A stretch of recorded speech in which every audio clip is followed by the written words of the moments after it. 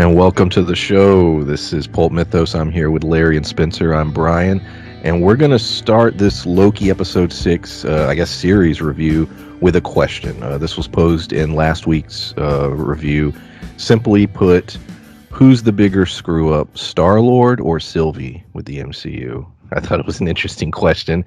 And I remember when Infinity War happened, everybody basically making that connection that Star-Lord is the reason everything went to shit. He screwed everything up, and now it was sort of basically Sylvie's in that exact similar position. Um, Interesting in both cases because it was an emotion, not logic. It's pure emotion that led to both decisions being made. Don't know if there was any thought with Sylvie's decision in terms of writing, connecting it to Star-Lord, but it is funny that both of those incidences had universal impacting results. Any thoughts on that, or y'all want to move on? I thought it was an interesting I question. I commented on their comment because to me, Sylvie's is 1,000 times worse because not only does she create a problem within this sacred timeline or whatever, now it's branched off and she may have created an infinite amount of problems. And if those Kangs basically are reborn and everything starts over, now she's created a multitude of problems for an infinite number of timelines and universes. I I mean, yeah, Star Lord fucked up. Yeah, they fixed it. Yeah, they were able to get everybody back except what, Tony and Yeah, Black Tony Widow. and Black So, Widow. so they lost two people, whereas Sylvie may have doomed. I don't know that there's a number big enough because it's infinite timelines with infinite number of Kangs trying to take out different timelines. Well, yeah, yeah, you could say she was a bigger screw up if, but screw up implies that she cared and that she was trying to do the right thing. All Sylvia wanted was revenge on the person that hunted her for most of her life, and you know she kind of got that, even though she created countless versions of him, and as he mentioned before, he may reincarnate. That's what I So was. Yeah, yeah, his how brilliant was the moment she stabs him, and his just complete excitement towards the whole idea of it. Like, he wasn't sure what would happen, and he's sitting there like, in his mind, like, you screwed up so bad, and do you even know how bad you screwed up? And that look he gives her, see you soon, and the look on her face, sort of like, oh shit. yeah, and it's one of those things where. Did she? That makes you wonder. Also, is like, did she do? Like, was he so insane that he didn't care the possibilities, and also he's technically immortal, so also didn't care, or was this exact scenario part of his plan? Did he plan this to a T? Her doing what she did, Loki reacting the way that he reacts. Was this all part of the plan? That's a good Did theory. Yeah. did he want her, you know, in that place for some reason? And if so, I guess we'll find out season 2 if she's in the palace and she regrets her decisions, and Loki's potentially in a different TVA, in a very different TVA, whether it's a different place in time or just an altered version of the original.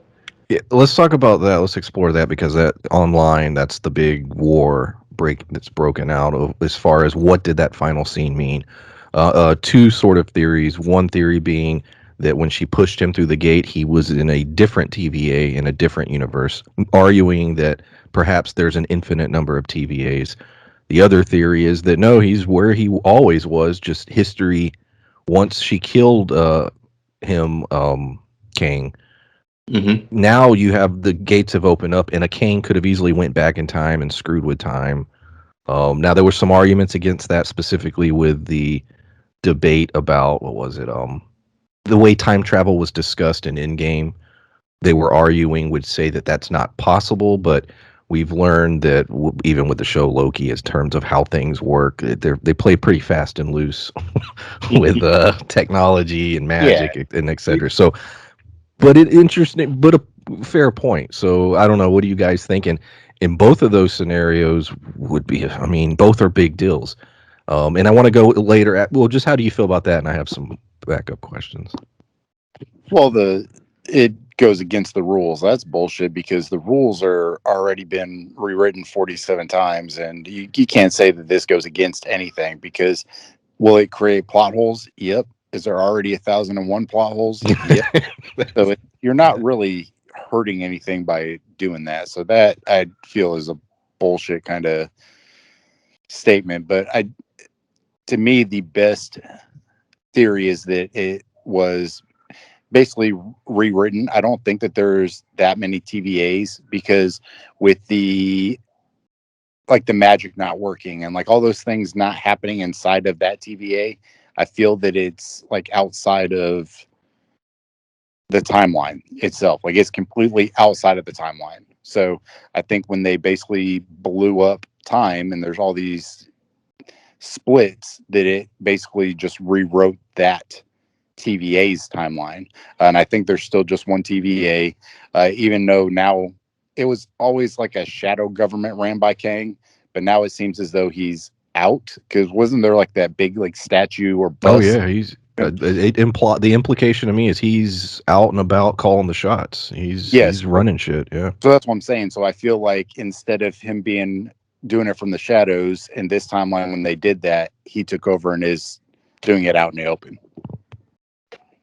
Yeah, and that that could imply a number of things. Is the like so the big question is like, is this the same like that Kang that we saw the statue of? Is that the same Kang? And you know, I don't think it is because we saw him wearing I don't like either. No, I don't either. yeah, he's wearing like the traditional like correct me if I'm wrong. He's wearing the 100%. traditional Kang poncho and the statue and everything. The So statue was classic King. yeah, it was Kang the Conqueror from the looks of it. So it's like this may be very bad for them. And so because he's dead, the other kings are out there again, and he's reincarnating. So, that begs the question then, like, I guess the void outside of time as well, and is this a king that was aware that he does all these things, but hasn't yet, that he creates the TVA and that he leads them to where they're going to go? And that, yeah, he led them to that point, but he hadn't created the TVA yet, and she killed him beforehand. And so, or at least before he wiped out the other Kangs. So another Kang took over, the TVA, and thus creating a different timeline or altering the prime timeline. Well, I'm glad you brought all that up because my next question was going to be, look, I'm excited for what they're doing. I'm glad they're willing to do what they're doing, but at what point, similar to in the comics, are we going to get to where it's so confusing, it's so convoluted that they're going to have to reset? They're going to have to just absolutely crisis event it. Heroes Reborn, whatever, just sort of like, oh, we're starting over. All that's getting wiped. Because the fact that even the ending has people like debating what it means, and I'm like, because at what we're going to get to a point where movies are going to come out, and you're like, is this what timeline is this, and what Kang is this, and what, Yeah, that ending was already pretty confusing in the first place. It's like it's hard to say what that meant, and I look forward to seeing how they're going to explain it, during season 2 or Ant-Man even, depending. I think that's intentional though, because you look at when we talk about like rewriting or restarting, it it happens, and this is their way of redoing it and their way of being able to retcon everything after this phase is done or whatever. They can just basically start over and keep the cash cow moving. Yeah. True, yeah. I mean, because we know the next, we have the Doctor Strange film. We have the Spider-Man film. We know Strange is in the Spider-Man film. They're sort of connected. So the whole everything that's happened from Loki is all going to play out in the next couple of movies. So yeah, this is sort of the way going forward. Yeah, it seems to be, and like I was surprised to see because, this is the sort of thing that makes me wonder. It's like, okay, yeah, they said, like, we got the idea that the shows wouldn't impact the movies much, but did this show impact the movies? And so I have a little bit of there's a YouTube channel called Emergency Awesome. If anybody's heard it, I check it out on occasion. And according to him, this episode was rewritten last minute. This was not what was going to happen. Hmm. Literally, they were, and I knew they were shooting this episode just like 2 or 3 weeks ago. Like this was literally last minute. So Marvel, for whatever reason, Kevin Feige, a lot of major dramatic changes just happened in the last month, and this episode is part of that. So no, I think, and this is pure speculation on my part, the reaction to the first two series, WandaVision and Falcon, I think they've now rethinking that strategy, because this episode clearly will, in a big way, affect the entirety of Marvel. Yeah, and they really should rethink it, because if it's not going to affect anything, it's like, why do I care? Why do I care to watch these things if they don't really matter? If they're just fun shows that will like reset to whatever the status quo is the minute they're over. Yeah, exactly. And that's sort of been the problem. And now looking at like I said, when we get to that ending, I'm like, okay, so this is a pretty big deal. This will affect everything. And knowing now, because I didn't know Strange was in the Spider-Man movie until recently, and I was like, oh shit. So Strange is basically going to be carrying through the next several projects. Yeah. Yeah, that's a surprise to me too. I also didn't know that. So that this could have pretty big implications, and it could tie to Spider-Man. We know it probably does tie to Ant-Man. This could be an overarching thing that leads to our next Avengers movie. I think so. I think that's where they're going with this. Well, yeah, thoughts? because well, I was muted. I was in the Megan's babysitting her cousin's baby, and she was crying, so I had it on mute. Oh. And I heard you guys a couple times. I was like, shit, too late. But they, I do think that Cumberbatch, being as good actor as he is, I don't know that they've released it, and I'm sure I could find it somewhere online, how many movies he's going to be in, because kind of like how Tony was the person who carried the original couple phases, how he was in the Spider-Man movies, how he just kind of bounced in and out. And then you had Fury kind of bouncing in and out. I think that Cumberbatch is going to be the new version of that. Like, he's going to bounce from film to film. He's going to make a fuck ton of money. But by the end of this phase, I don't know how they're going to do it. And I mean, I don't know what I don't know that they'll call it the Avengers. They might name it something else, or it might be the X-Men, or I don't know what. Well, I mean, it's versions of the Avengers that they could still do the Avengers. It wouldn't matter, and that'd be the big like team up movie. But I mean, they could name it. God, there's so many teams that it wouldn't really matter. they're in a situation now, and I think where they're headed. And I've heard there's rumors of this, but I've also come up with this on my own. There's not a whole lot more in terms of major events that happen in the comics that they haven't either done or are in the process of doing. We know Secret Invasion is coming, Armor Wars is coming. Outside of that, there's only one major event left. Literally one. There's a handful of smaller ones, and Secret Wars. And I could see a scenario where Secret Wars, where it's Kang doing it, and it would make perfect sense. You have the variants, you have them all come to Battle World. I absolutely could see how they could do that. That's just my thought, because like I said, there's not a whole lot of events left they haven't done. There's a handful of X-Men ones, but Dark Reign. Oh yeah, as far as Avengers, Clone Conspiracy, you could do the Clone Saga. I mean, there's a couple things, but Secret Wars is probably the last big one that Kevin Feige could announce and get a big pop from the audience. So that's my guess is where this is all headed. Well, yeah, and if you're using Kang the Conqueror and everything, it's a good opportunity to get some of those weirder events and characters that wouldn't really fit in some way into the mix. Like we have, well, as we mentioned before, there are more evil versions of Reed Richards than good ones in the Marvel universe, and you could get some of that in the shows or held in the movies. Some of the more villains, like you could segue to villains like Annihilus, but then again, they'll probably do that in Guardians in some way anyway, because that's a whole different dimension itself, the negative zone. So if we're messing with time and space and potentially dimension, then this could segue to a lot of things. And like I've mentioned during several of our episodes, and I think you and I both want, Brian. I know at least two of us, because we read this book pretty prominently. We could get exiles out of this, and that'd be pretty cool. I'd love to see that as a show. It makes too much sense. Like it at does. this point, It really fits too well. I think that what would be a good thing, because remember in the previous versions of all the movies, it looked like Loki was the one coming after the Tesseract. He was the one trying to basically form the Infinity Gauntlet in the movies. Like, we knew that it was Thanos just because we've read a comic. But I think that they might this. I don't know if they would do this. I think this would be cool to basically make Kang the Loki, where he looks like the villain, but then by the end of it, you find out it's one of the evil Reeds, and then that's how you bring in the Fantastic Four. that'd be cool. But yeah. I don't. And it's funny, like you were talking about all these different aspects of Marvel, and a lot of them connect to Reed. And at this point, it's like, where the hell are the Fantastic Four? Like, I know they're coming, but mutants, the Fantastic Four, those are two major pillars of Marvel, and we don't have them, and I don't know how they're going to introduce them.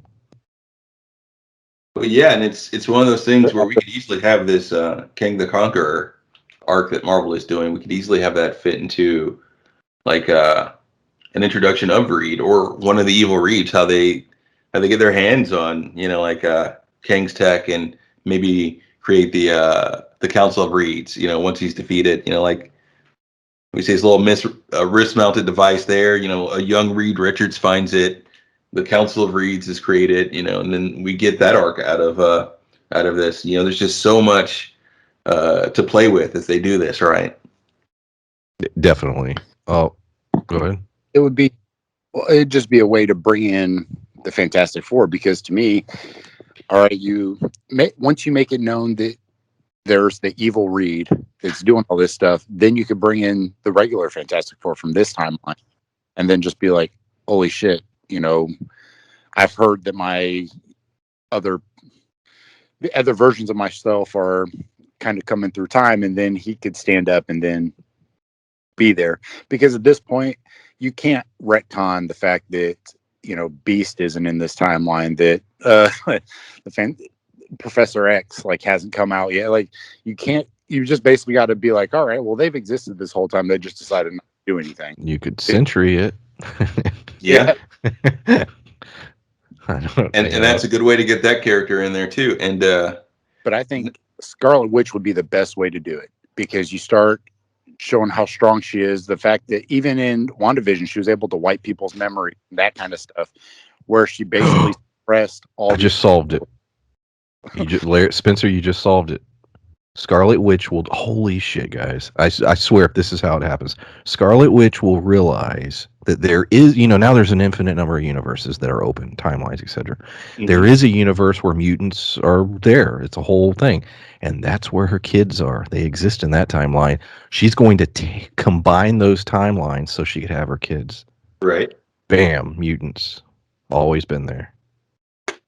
Well, yeah, and maybe it'll be like in the show where, she's trying to stay there, but like much in the show where her powers were strong enough to, within a certain proximity, wipe someone's mind or keep their mind suppressed. Like, it'll be the same thing with her, hopping through reality or tearing through the multiverse, where it's like she can stay, but only for so long, and she's trying so hard to, be where her kids are or be with her kids that, she accidentally rips it apart and reassembles it as one universe. Just House of M. Yeah. In reverse. There you go. Solved. There you go, Marvel. There you go, Kevin Feige. Use that.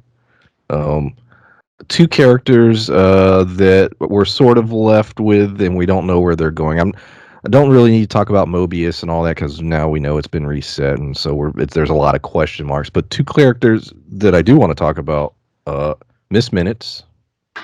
What is Miss Minutes? And Renslayer, where's she going? Hopping through time. And she's using information she was given by Miss Minutes, which I'm assuming was given to her by Kang. What is going on with that? What are your thoughts, theories? Yeah. Well, this is mine, and there are seeds of this throughout the show, and I've seen some other people look back at this too. Miss Minutes is she's an AI from Kang's time, possibly just like a very common thing, like she is the Alexa of Kang's time period. She's been working for him the whole time, and she purposely led Loki to where they were at the end of this episode, and gave him the resources and knowledge that he would need, for him to sort of side with Kang and and for him and put him in the right place in time for him to be where he was going to be towards the end, so that Kang could present them with that, with the option of taking over his work. Like he said, he paved the road the whole way, and I'm sure he did that via Miss Minutes, which is why at certain points, like where Renslayer was like, "You're not giving me the information I want," and she's like, "Yeah, but he thinks you'd like this better. I bet that you need this more." It's because she's been working for him the whole time. I don't disagree with that. I think that, yeah, why wouldn't he? I don't. I don't want to say it's just a thing. I don't know what it's almost like Vision, or where it was created by Kang as opposed to created by Tony. But it's almost like a sentient being, but it's taking direct orders from Kang, because, like you said, when they're like, "No, this is what he believes you need to know," as opposed to giving them information willingly. So for Miss Minutes to be directly working with Kang, I mean, it makes sense, but I don't know why or what it is. I'm assuming it's just, like Jarvis or one of those kind of things. Right. Yeah. Yeah. Yeah, and in fact, it's like Renslayer. I feel like, like again, like he's led her down this path because we see like she is full on dedicated, and she has the idea that it has to mean something. So I feel like he put her in the position she's in for that very reason, that that one, because he knew once he set her on this goal that she'd want to stick with it, that there'd have to be a reason. And when asked that what she was going to do, she said she was going to.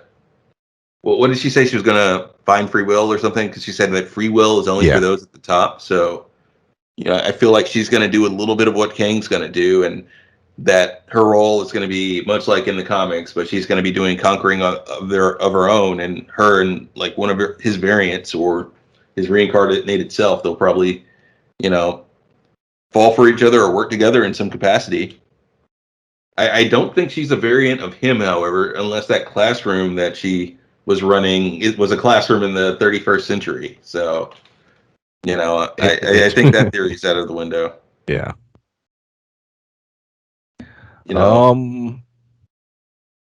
Sylvie, the kiss.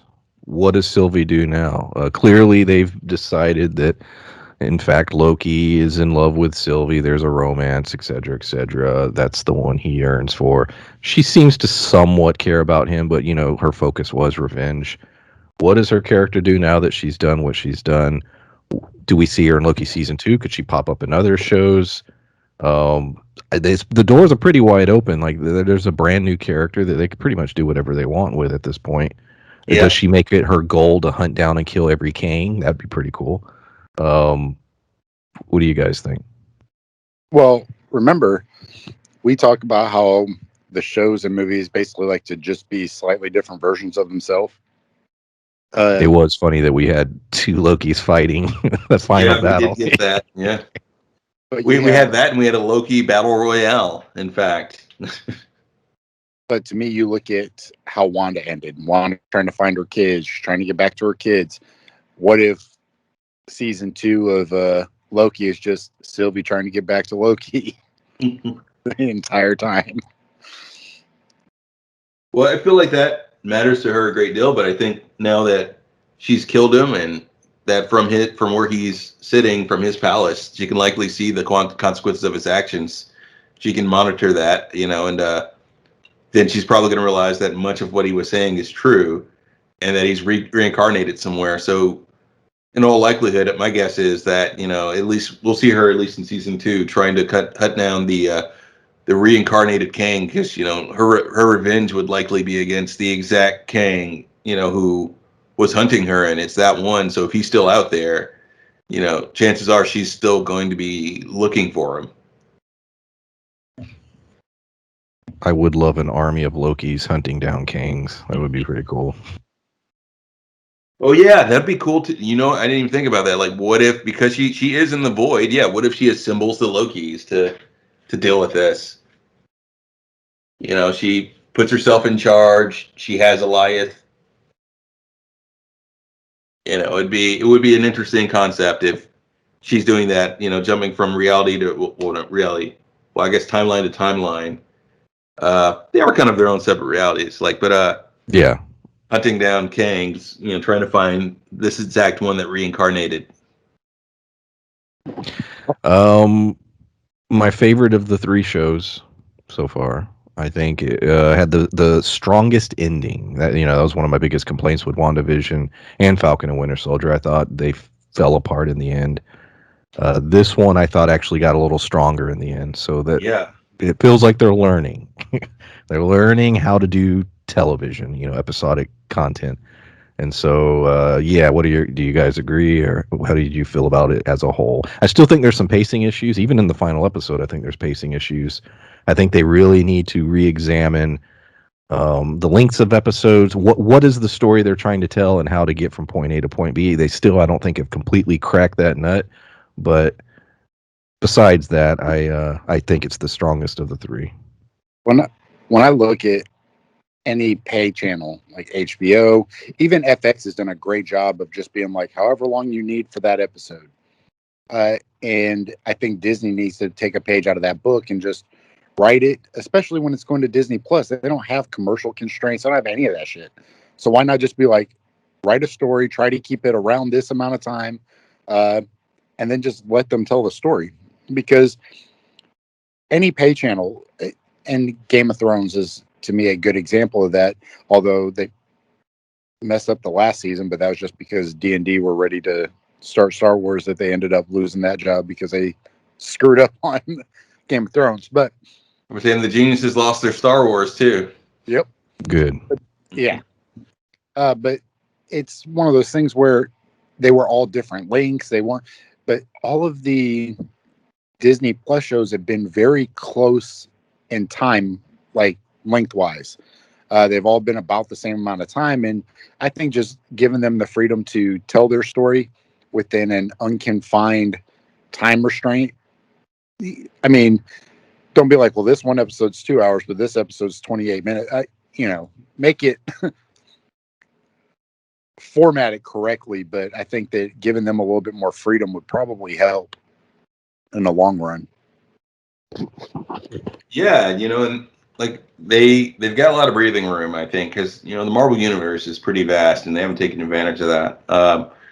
I know that I've mentioned Exiles over and over again, but that's one show where they could do a lot of crazy things, and that they can they can really make it matter to you. They could bring in a lot of the bigger actors for cameos, like much like they did with this Kang cameo here. And they could do smaller stories. Like, I know they're afraid to to rebalance things, because they're like, okay, everything has to be a big threat, because in the last few movies, everything has been a universe or world-ending threat. But we can get small stories too, I think. Like, we can get a Heroes or Higher. Like, people loved Daredevil. People loved Daredevil. People loved Luke Cage. So if you give us something on that level too, it works, and it doesn't have to be the end of the world. You just have to make me care about that neighborhood that they're working in and that cast of characters. Yeah, I completely agree with that, and yeah, definitely. Well, it's crazy. This is the ending. This is the end of the show. Only 6 episodes. Any last thoughts before we wrap this up? Given the end of this, watching Black Widow, Kevin Feige said the shows won't touch into the movie universe. To me, having seen those two things, there's no way that they can't at this point. Now, I know that he said this back with WandaVision going on, but with the infinite timelines and all this shit happening and the multiverse and all that, to me, it would be so easy to tie them in together uh, and make it to where it still all makes sense. And to me, making it to where you could hint in the movies that some of this information has already been there, but just kind of recap it real quick that we got from the shows. I think that they need to kind of make them one together. Um, but the problem with that too is you like comics when you have an event and there's 19 sub comics to this one comic and you kind of lose track. But there's not that many shows for them to not do it.